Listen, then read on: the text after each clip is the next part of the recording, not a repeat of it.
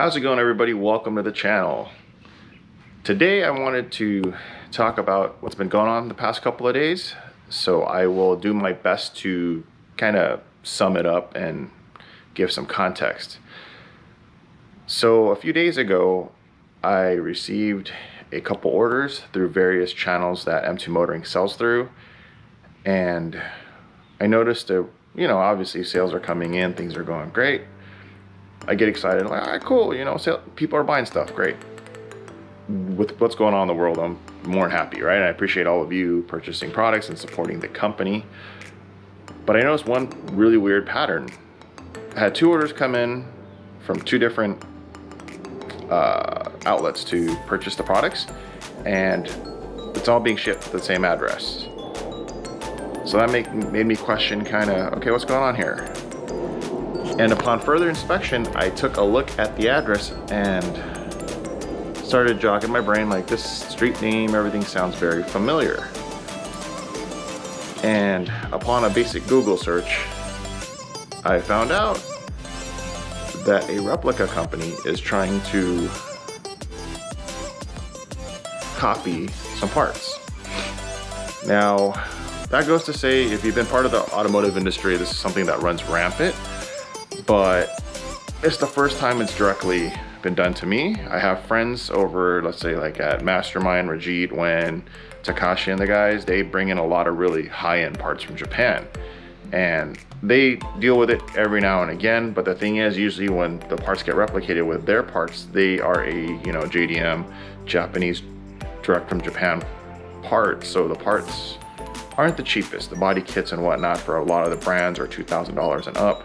So for a company that replicates parts, for them to copy, it's a huge investment for them to actually get their hands on the kit. So it doesn't happen as much. But for M2 Motoring being Garage Unique USA, and we do stock some products here stateside, which is mainly like the rear spoilers, the front lips for the 1617 Accord that are, in a manageable package size. We do stock them here. So I received 2 different orders for 2 different parts, and it's pretty hilarious. I'm not gonna put the name of the company, obviously for privacy reasons, but they didn't even bother to try to be slick about it, or just kind of ship it to somebody's house or whatever. They straight wanted to ship to their warehouse, and both orders came within, I think, 15 minutes of each other. So I found it pretty hilarious and wanted to just kind of share with you on what my thoughts were. So usually what happens with these replica parts is they're lower grade, lower quality, very bad QC, and they're not fitted correctly. So the molds, everything that's been done, it's a lot less care. And when it comes to a lot of exterior parts, especially when it comes to like bumpers, body kits, wide body kits and all that, the fitment's just not good. And what happens is when you take it to a body shop to get it painted and installed and everything, you're gonna end up spending way more in labor just to correctly fit the part, and you're wasting a lot of time. And many times that I've seen, you end up spending more fixing and fitting everything than it costs to just buy the legitimate part from the start. And usually a lot of the China replica stuff, not just China, there's a couple other countries that do it as well, the low grade replica stuff, the fiberglass based gel coat and the manufacturing process is done very, very just lazily. So the strength of the bumper isn't there, and it can just crack and whatnot after it's been painted. And I've seen it happen firsthand for people's cars that I've worked on. I look at it, hey, it's supposed to be this style bumper, but I'm looking at it from the back and I said, wait, this doesn't look like the base or style of manufacturing or just QC that this particular brand uses. But they, the customer's telling me, hey, this is the real authentic bumper, and I'm looking like, nah, I don't think so. And then just looking at it, I was like, I don't sit there and call my customers out when they buy fake stuff. It's just, it is what it is. But after about a few months of them getting that painted and installed, I'm looking at the bumper and they kind of fess up after a while, like, hey, I did buy some rep stuff, and yeah, that was a bad idea. I'm saving up for the real stuff now. So instead of doing stuff twice or having to continually fix bad product, which never gets to 100%, just buy the real stuff. whether it be for me or another company, just support real products. That's pretty much my message. So, but yeah, that was pretty interesting couple days seeing this, and I'm sure they're gonna try to order again after, you know, once they see that the order's canceled, or try to find another way. So you can't actually stop it, you can just slow it down. But the price points I set everything at for Garage Unique, it's very reasonable, and if they were to try to replicate what I sell,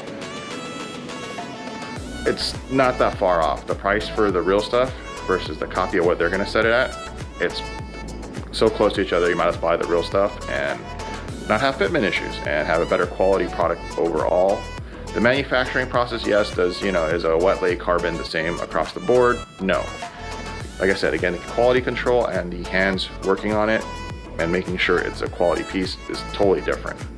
Now, there are companies that do make the same bumper as another company, and there's perfect examples of some companies that do replicate parts, but they actually do a better job than the original company. One of them being Shine Auto Project. My friend Ken over there has been in business for, geez, I think 15 years now at least. Excuse me. And he does make replica of original Japanese parts, but he does go through a process of refitting and fixing things, and he does have some original designs that he does himself. A lot of times, the parts that he does, the replica is actually better than the original. The fiberglass work is stronger. He makes everything in the USA. The QC is pretty nice for what it is, which is a replica. But I've bought his stuff before too, and his stuff is not cheap. So you're paying for great quality. But the replica parts that I'm talking about is a lot of the stuff that happens a lot in our industry, where they buy, let's say, a rear spoiler, you know, a nice little lip wing or duckbill wing, and they take it and they send it overseas to copy, and it fits worse than the original.